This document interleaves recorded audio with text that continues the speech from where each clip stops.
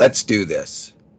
The Cult of Hockey podcast by the faithful and for the faithful. I am David Staples of the Edmonton Journal, and I'm here tonight with Bruce McCurdy. Hey, Bruce. Hey, David. How you doing tonight? A little bit of a frustrating day for Canadian and Edmonton sports fans. Both our teams, Team Canada and soccer, shut out. The Edmonton Oilers shut out, and not through a lack of trying for either team. Oh. Both teams directed a lot of shots at net and on net, and they could not score. They could not score. The Oilers came really close to scoring, of course, in this. So did Canada.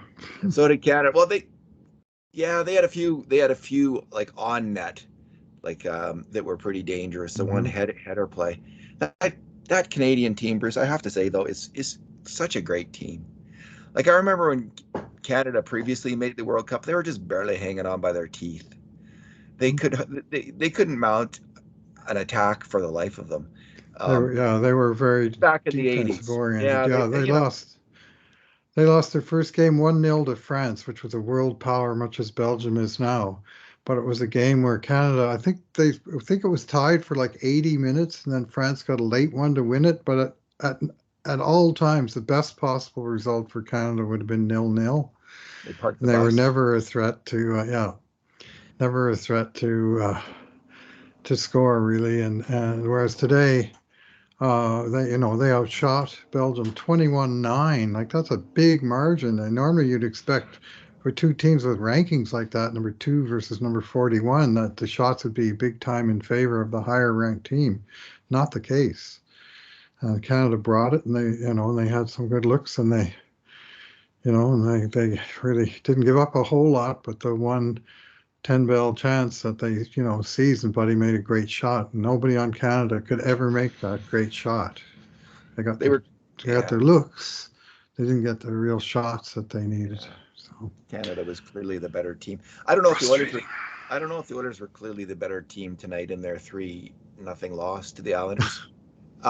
Because a lot of their best chances came at the end of the game in the third period, once it was really out of reach. In the end, the Oilers had 18 grade A shots to 7 for the Islanders. Subset of 5 alarm shots was 9 for the Oilers and 5 for the Islanders. So add it all up, and the Oilers over the course of the game. But when the game was tight, the scoring chances were much more even between the two teams. Edmonton just came on in the third period. They had let me just count them. 1, 2, 3, 4, 5, 6, 7, 9 of their 18 chances came in the third period when the Islanders had just 1 then. So, Bruce, let's do our 2 good things, 2 bad things, and 2 numbers podcast. What is your good thing? I'm going to give the credit to the Oilers for showing some resolve in this game. Even as it was ultimately totally unrewarded and unrequited,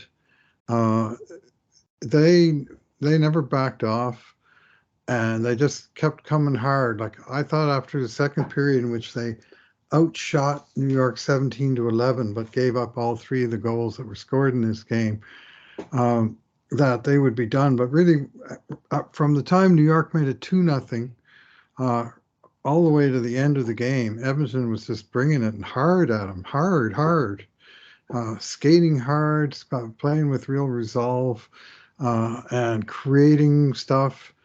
And they were playing against a team that, for portion of the game, was just checking the crap out of them the way LA did last week.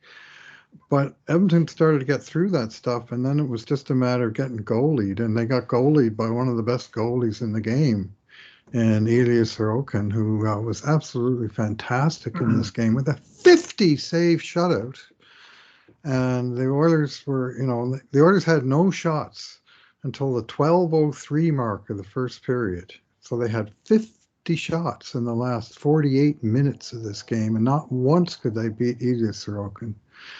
And they were all over him. They kept getting good rebound shot. I mean, Zach Hyman, he's going to be seeing Elias Sorokin, and every time he blinks his eyes for the next week, he's going to see that big crest and pads and stick and everything of Sorokin, because whatever Hyman threw at him, which was a lot of great shots, none of them could get through the guy.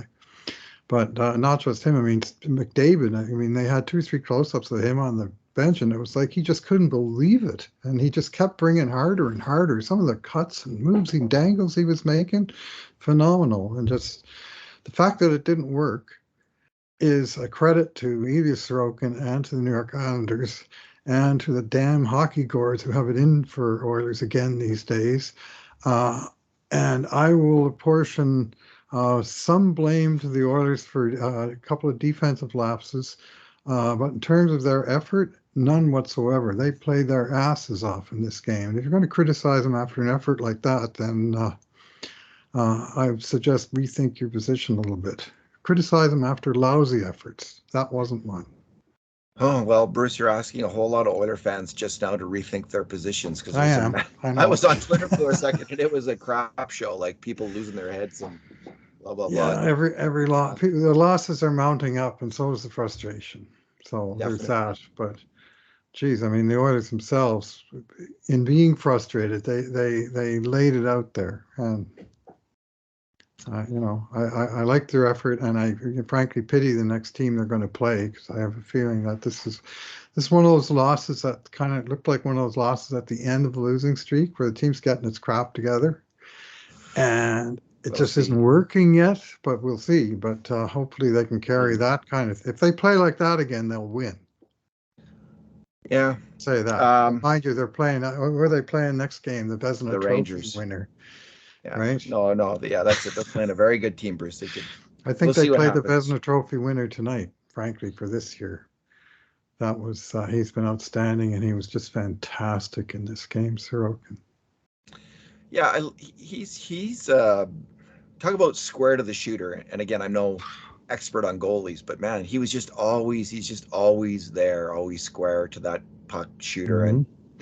And Skinner reminds me of him stylistically in a lot of ways. He's kind of great big guys, square to the shooter, which is a really good thing. Like that seems to be a very effective style of play, just always in the way. And the Oilers just couldn't get a bounce against him. They just couldn't have it go to the right guy at the right second to go in the net. And they were around the net all the time. So it really was like, of all those factors, the hockey gourds were probably the biggest factor tonight. Puck luck was not on the Oilers' side. They just didn't happen for them.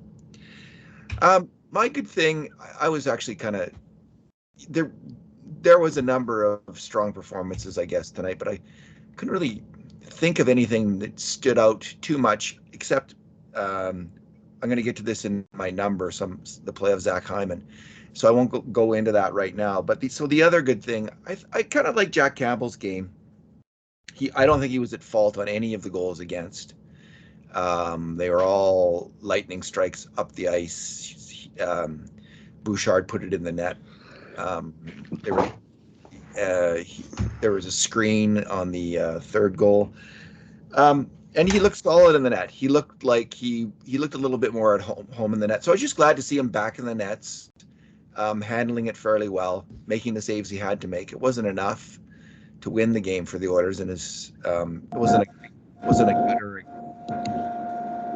there's heavy duty feedback. What's that? Can you hear that, Bruce? No, the sound quality just went way down for me. Oh, it ended. Did you? Oh, it started again. It's ending and starting. Is there anything you're doing there? Your end of it? Just looking at Google Sheets.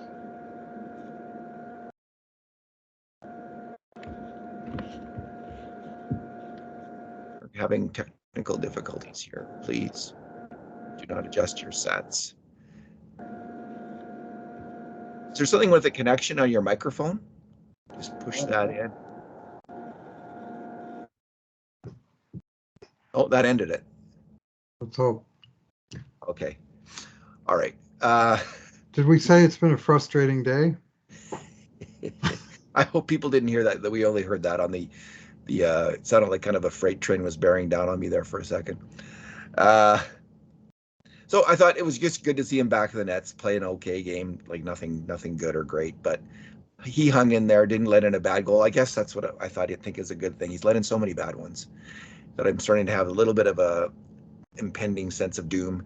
And it was nice to see that dispelled. I've been saying all along that he is a good goalie and he's played well in the past. I want to see that. And I'm just Mhm. worried when that's going to happen. So tonight I think it was a positive step for Jack Campbell, even though he didn't get the win and his team didn't get the win. He didn't let any bad goals in, any obvious stinkers. So that's my good thing. Kind of damning with faint praise, but nonetheless, I think warranted. Yeah, 903 save percentage on the night, so up at least over 900, and a few good stops in there. And unfortunately, what they needed was him to play like Wall, the way uh, Sorokin did at the other end. I was going to say Shesterkin, but that's next game, Sorokin, and then Shesterkin. Man, oh man. Anyway, he was solid. I mean, good enough normally to keep the team in the game, but it's I guess good to see him back in there, and playing okay. But he was unfortunately this is a recurring theme for Oilers, the second best goalie on the ice, and that's more praise of Elias Sorokin than it is of criticism of Jack Campbell on this night. This is like whoever it was got beat by Ben Scrivens back in that game. At the end of the game, all the talks about the one guy, and the other guy didn't actually play that bad, but he wasn't unconscious, all world surreal the way the winning shutout goalie was. Bruce, what's your bad thing? Yeah, I got to go with the game-winning goal. The Oilers survived the first period. They had a little bit of slow offensive shot, but I thought they were pretty decent defensively in the first period, and um, they limited the damage. I think really. Islanders had a few shots early in the game, but none of them were too dangerous. And then they finally get to the point where they finally get a power play in the second period. And you think, okay, now it's their chance to break through. And the power play immediately does not break through and instead gets burned for the critical, well, first goal in this game, given they were destined to never score. This was a even huger goal than usual, the first goal of the game. And it came on a power play where Nugent Hopkins in the offensive zone, he tried to make a pass across the dry saddle, and an Islander read it, deflected it, and out into kind of dead ice up halfway up the wall in the defensive zone, and the Islanders jumped on it, and really it was only two of them that went up the ice against three Oilers. But at no time did the Oilers ever establish the appropriate angles on the guys. And the goal that wound up being scored, the guy that passed it from the boards, he was behind the guy who was trying to check him, and that would have been Hyman. And the goal scorer was behind the two guys that were trying to check him, which would have been Nuge and Barry. And so in the end, it might as well have been a 2-on-0 because the pass went behind all three Oilers. Cross seam for Jean Gabriel Pajot to tap in from right in front of the net. And I would say, probably Barry made the biggest mistakes on the play because I think originally he made the kind of conservative read to not go after the passer of the puck, who was Zach Parise, and instead default back to the middle of the ice. And Nugent Hopkins was coming up the middle of the ice, but then Hyman did not have the angle on the puck, whereas if Barry had gone straight for the puck, he might have had, in retrospect, a better play. So that decision caused a bit of a problem, but then he wasn't able to cut out the pass. Like he was with the guy, but he didn't, wasn't in the passing lane. And Nuge was with the guy for a while and he even had his stick about 10 feet earlier. And then he kind of lost the plot, and Pajot just kept going straight for the net and tapping it home. Campbell was Yeah. ready to pass across, and when it was almost like it got taken, it just tipped right into the short side. We'd Yeah, like to save there, but the goalie is like the fourth guy I'm blaming on that one. that's a five-alarm shot. It's like a table Yeah. hockey goal, center it and Yes. slam it in. That's a Yep. very, very difficult save to make. Hmm. I Yeah. think I blame. I agree. Like I would say, Hyman is by far the least to blame. He was hustling his butt Hmm. off to get back He up the just ice and couldn't get catch the there. guy, and he almost caught the guy. In fact, Yeah. that like we did tag him on it. I'm not sure that's completely fair because he was coming strong and hard and almost got there in time at the end, and he couldn't cut off the pass.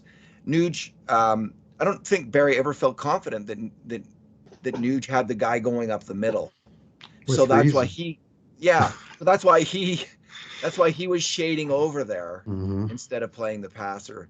Yeah. And in the end, both of them failed to cut out the pass, and it was a bang bang play in front of the net and slammed it home. Um, my bad thing, Bruce, is in this game was Evan Bouchard. He's been in a defensive slump for some time now, last ten games or so, really struggling on defense. And tonight, I wasn't quite sure how that goal went in initially.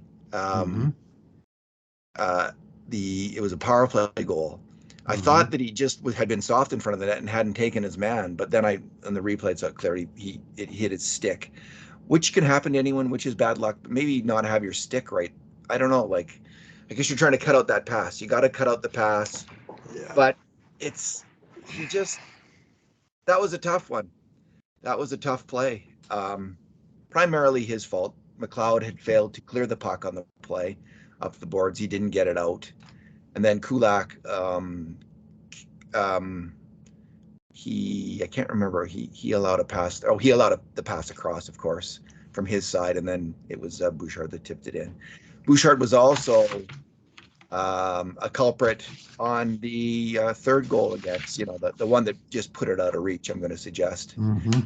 He failed to cut the pass out to the slot, and he screened the goalie at the same time. So Campbell, initially I was thinking, oh, maybe Campbell should have had that one. Like, what happened there?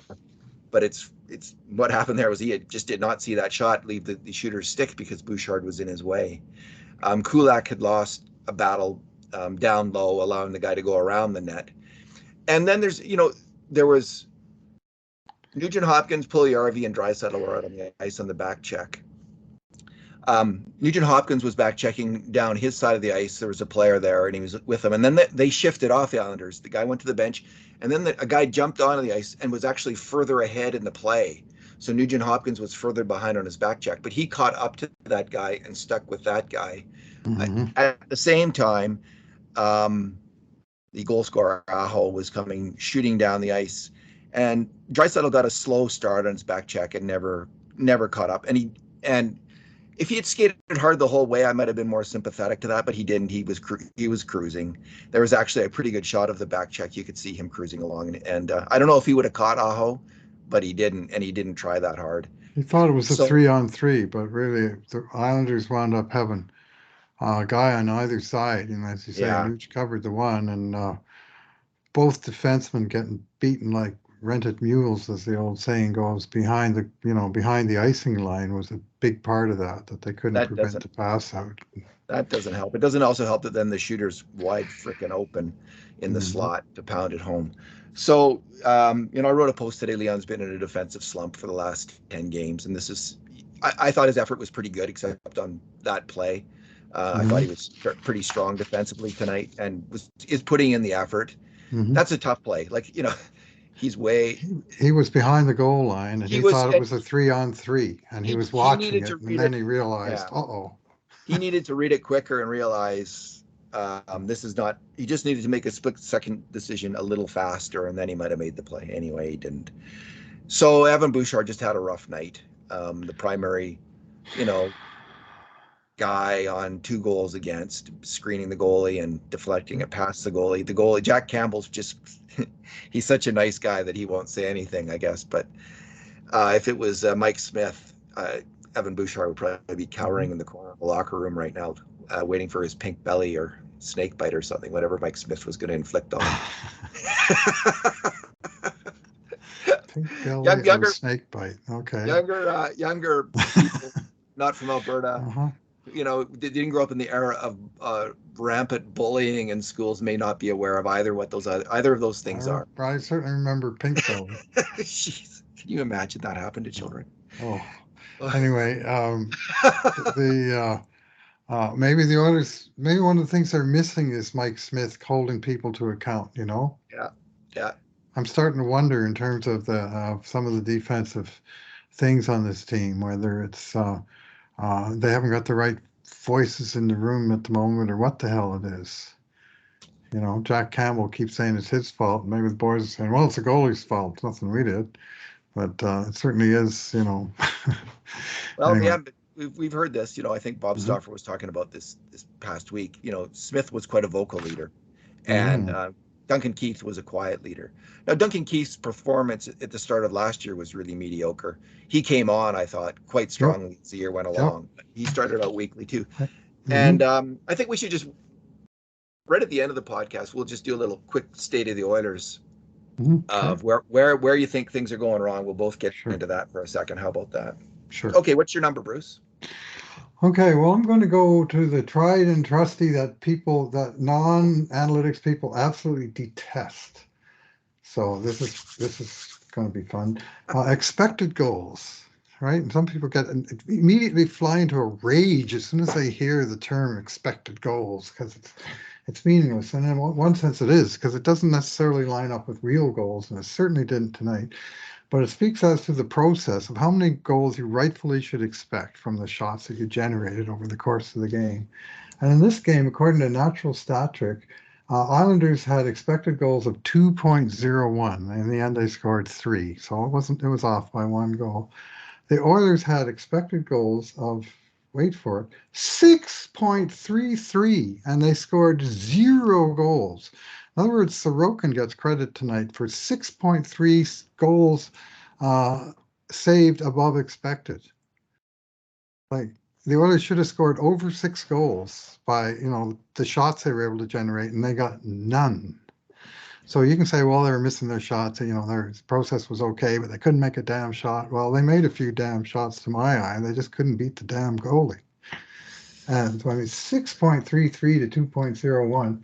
Now I know you worked it out for our measurement of shots, and what did you have it significantly in favor of the Oilers also? Yeah, Certainly. sometimes our numbers don't fit in with Natural Stat Trick, but Well, tonight they're very no. close. Hmm. We had 5.2 expected goals for the Oilers and 2.2 for the Islanders. Wow. So, Unreal. yeah, and Bruce, both games they played in New Jersey, the Oilers had more Yep. expected goals than the other team. And Yeah. just having no luck. This is when you brought up coming back against the Rangers. I was thinking, geez, they just seem to be snake bitten against these Mhm. New York area They're teams because due. They're they due. yeah, they deserve better against the Devils. They at least a split, and then would have been nice to win this one, but not to be. And again, to be fair to the Islanders, a lot of 6.33. those shots came when the game was out of reach.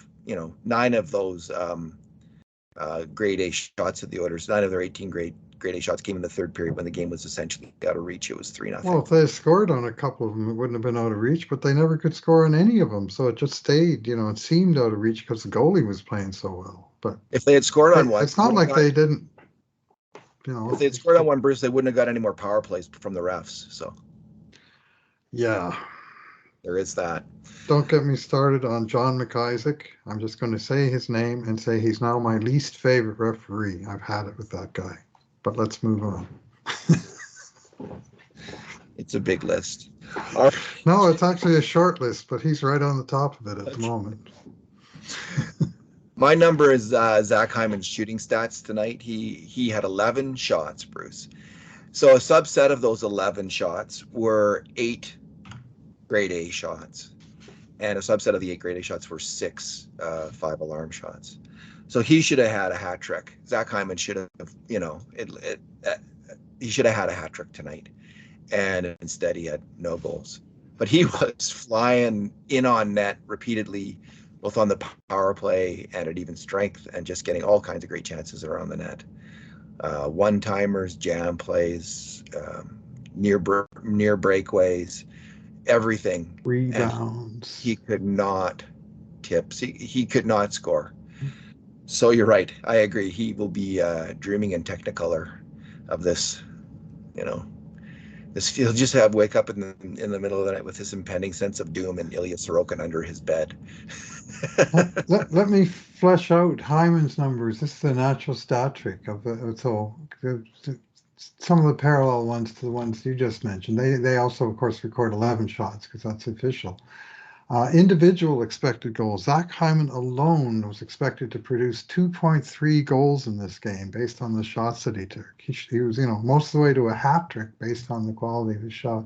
12 individual chances, 12 individual shot attempts, 12 individual scoring chances, 10 individual high danger chances. 10. And the team as a whole had high danger 23. Zach Hyman had 10 of them. He had 5 rebound attempts and he created 6 rebounds. And I can remember at least 2, if not 3 occasions where Hyman went in, fired a good shot, got his own rebound, fired a second good shot, couldn't beat the guy. But it wasn't. Well, I mean, there was a play in the first period, late in the first period, where Draisaitl threaded this fantastic Oh pass God, through to Hyman on a 2-on-2, like beautiful yeah. pass. And Hyman went in and he fired a hard shot off the wing. And then he got the rebound and he tried to stuff it in the far corner. And Sorokin did the splits right across the entire net, took away the bottom of the net to stop that rebound. Then there was one in the third period where McDavid picked off a pass and he went charging up the side, made a drop pass back to Hyman, who wired a shot from the slot, then got the rebound, tried to stuff that one in on the other side of Sorokin. He got that pad down on that one somehow. It was just like, what do you have to do? Well, whatever it was you had to do, the Oilers couldn't do it tonight. But Zach Hyman, man, just. All right, Bruce. State of the Oilers. State of the Oilers. Yeah. It's pretty obvious that they've been having some trouble with Jack Campbell when he's been in net. He's had a really rancid start to the year, rough start to the year. So that's obvious. And Stuart Skinner has been generally strong. So there's that. Is there anything else? I mean, and obviously the other thing is they're not the same team without Evander Kane. They just don't seem to be the same team. They can't seem to put together 2 top lines without him. And then Yamamoto, Puljujarvi, Foegele, the $3 million men have been getting a lot of criticism. I think both Puljujarvi and Foegele have been playing a little better as of late. If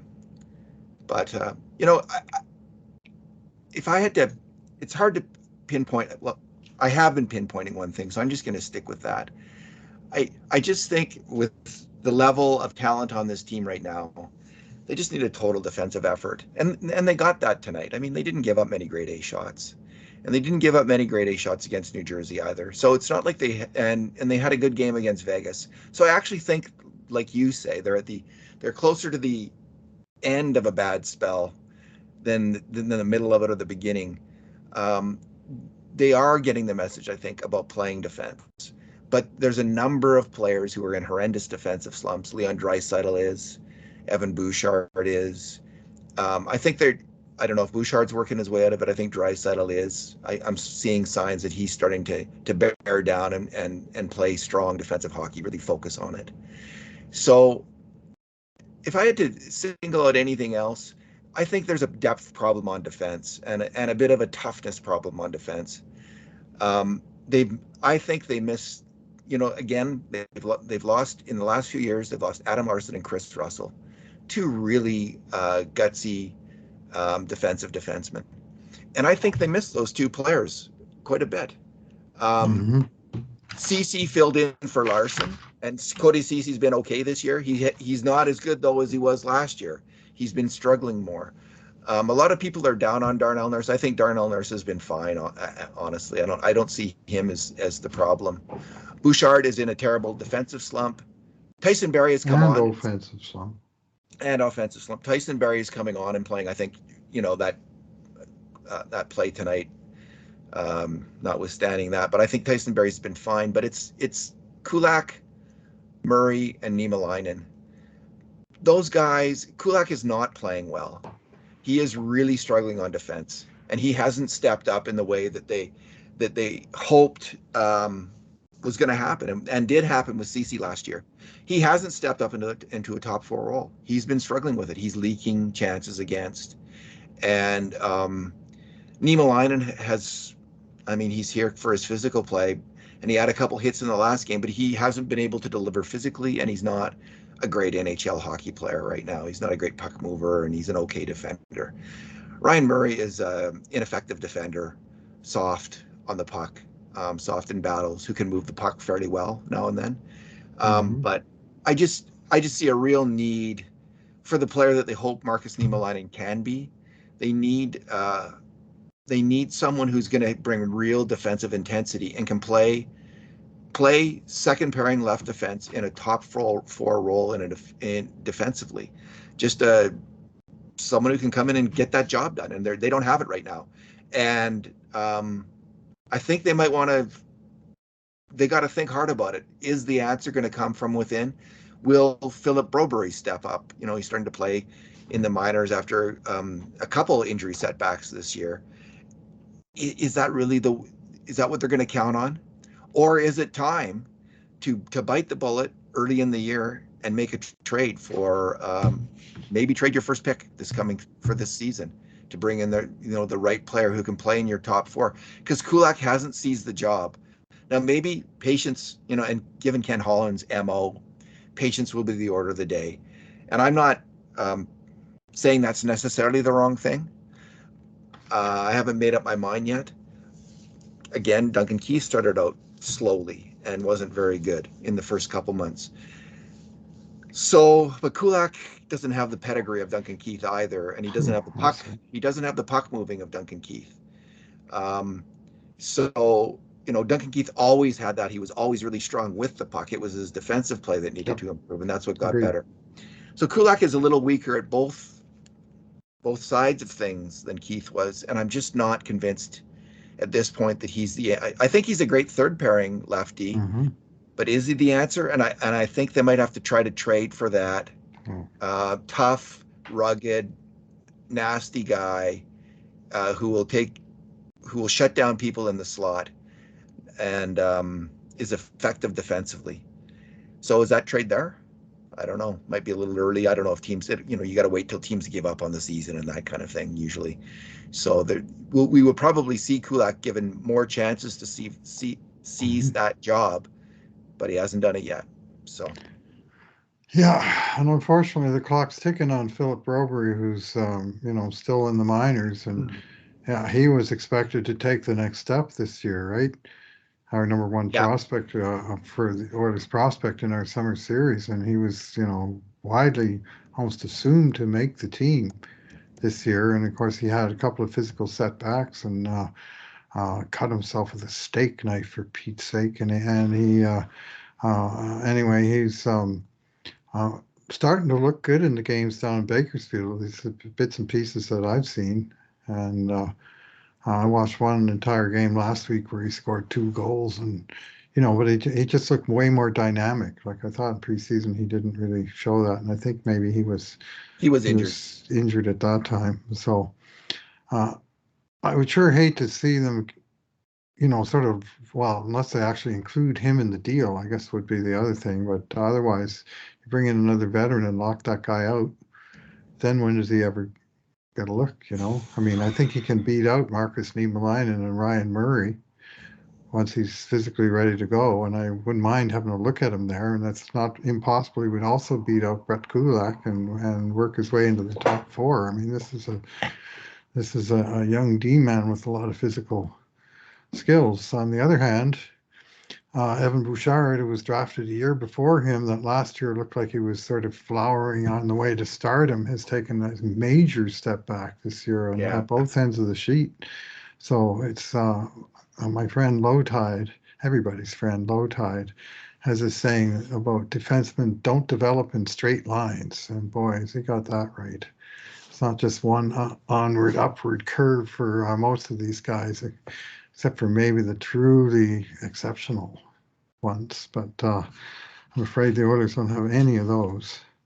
Uh, Yeah, I don't. Is it like so? If you think about it from Holland's perspective, the prices are probably pretty high right now, and there's probably not a great willingness to trade from a lot of teams as well. They just don't want to move a defenseman at this point because most teams think they're in it, and so probably the steps they'll take is they will call up Philip Robury at some point here, and he will be given a chance at third pairing defense. If he excels, yeah, maybe by the end of the year he's the second pairing defenseman.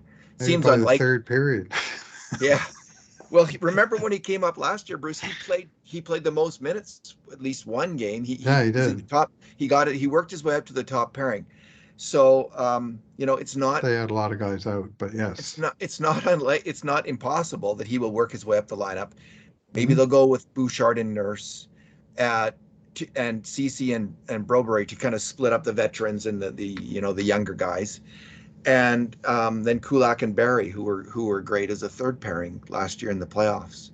So it seems to me they'll probably try those options before they make a trade. If you look at what they should do, and it depends how desperate they get. Of course, if they start to really lose, then they might do something a little more rash and make that trade that idea. People have been raising it for a couple of weeks now. I'm obviously not the No. first to talk about it.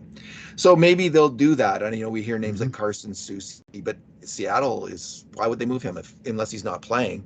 Because Seattle wants to make the playoffs, and if he can help them make the playoffs, they're not going to move Carson Soucy.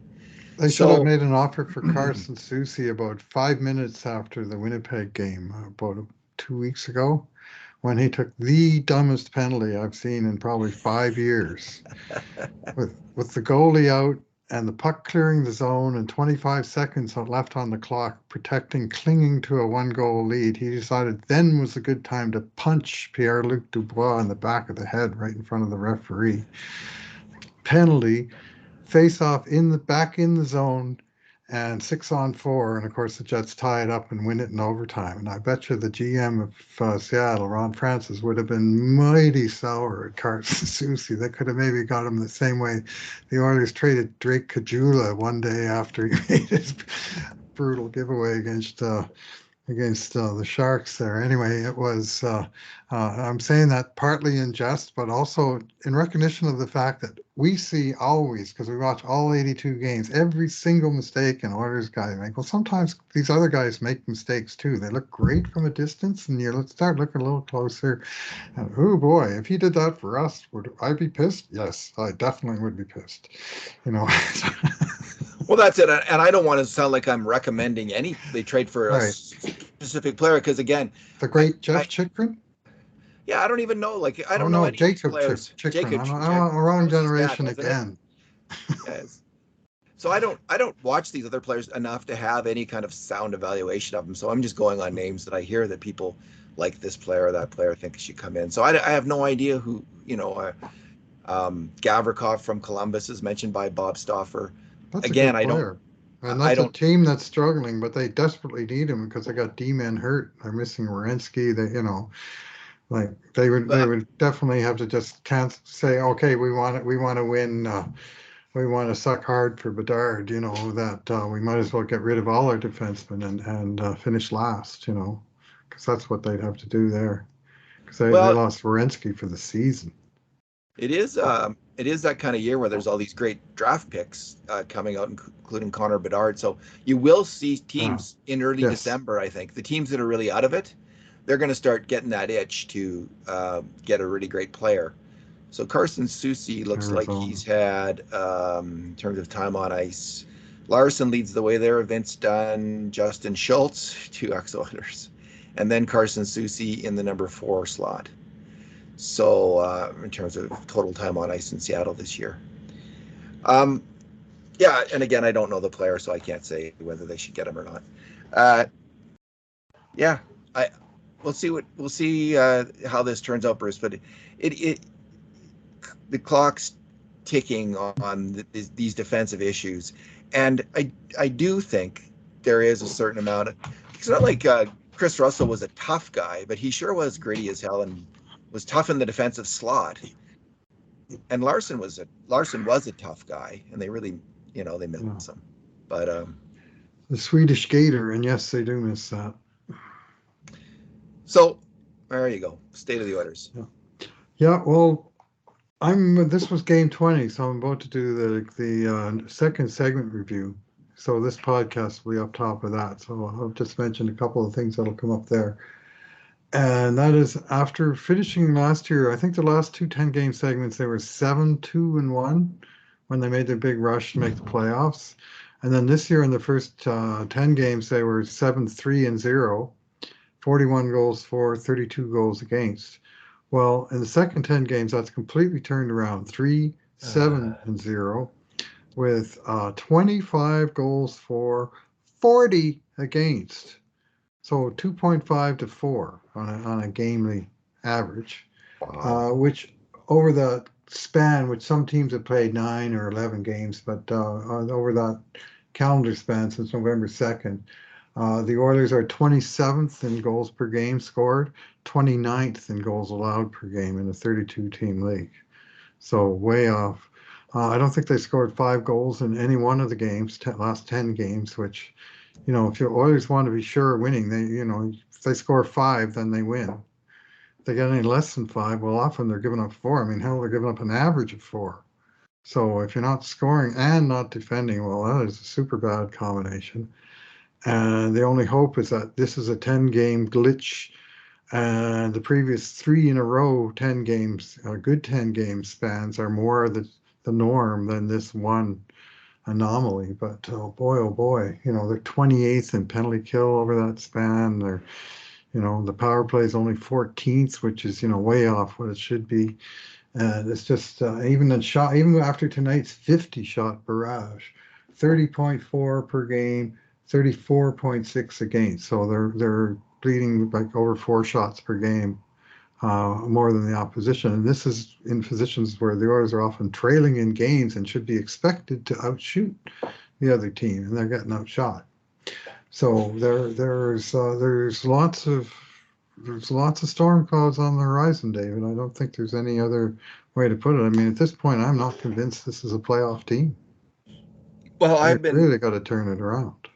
I've been optimistic all the way along here. Mm-hmm. So I'm not going to abandon that yet. I expect we'll see a lot better play out of Jack Campbell. I And expect too, yes. so Stu Skinner's been good. If Campbell can play well, that could make a big difference right there.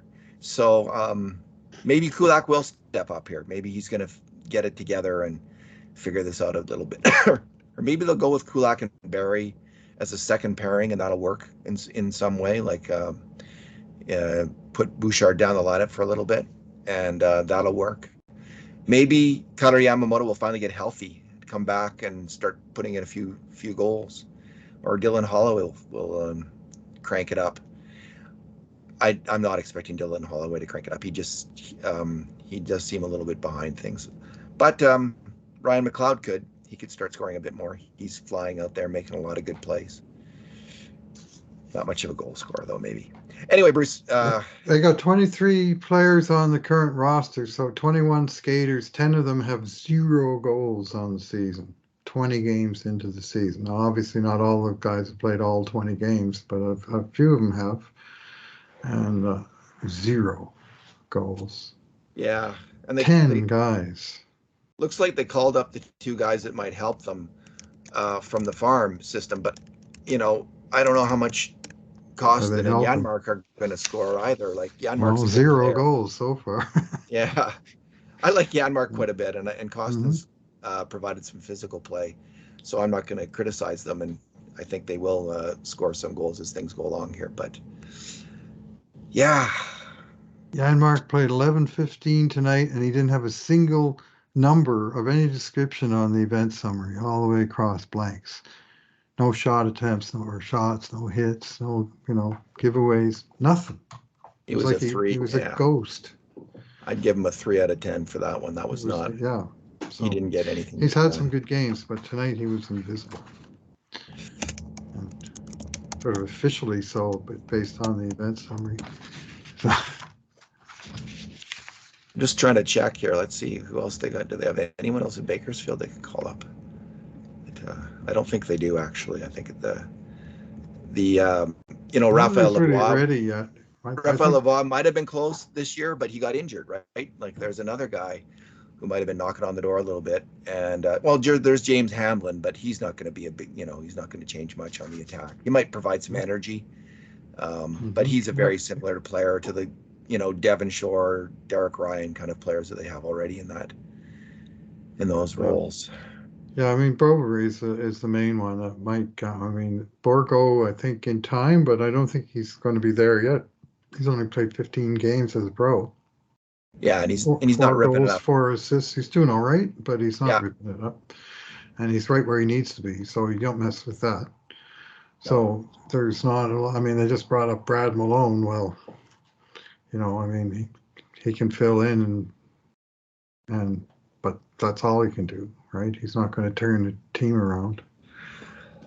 Guys are going to turn it around are the top guys, and right now they're down a court without Evander Kane, and they're big guy. I mean, Draisaitl is, I'd say, his game has dropped in the second 10 from the first 10, and you pointed that out. And they've just got they got a few too many guys at less than 100%, and the one just Yamamoto and Kane, so two significant injuries, and the defense is healthy. That's the scary part. that is the scary part for I you. mean, last year in December we could say, yeah, but Nurse is out and Keith is out and Cece's out, and of course they're going to have trouble, lose a few games. Well, right now they got all their guys and they're still losing a few games. Whew. All right, let's leave it there in that positive moment. I probably sound just like all those guys on the internet, do I? Well, But I mean, in a season, there's always down moments, right? at least There's I'm always smiling, David. you are smiling, Bruce.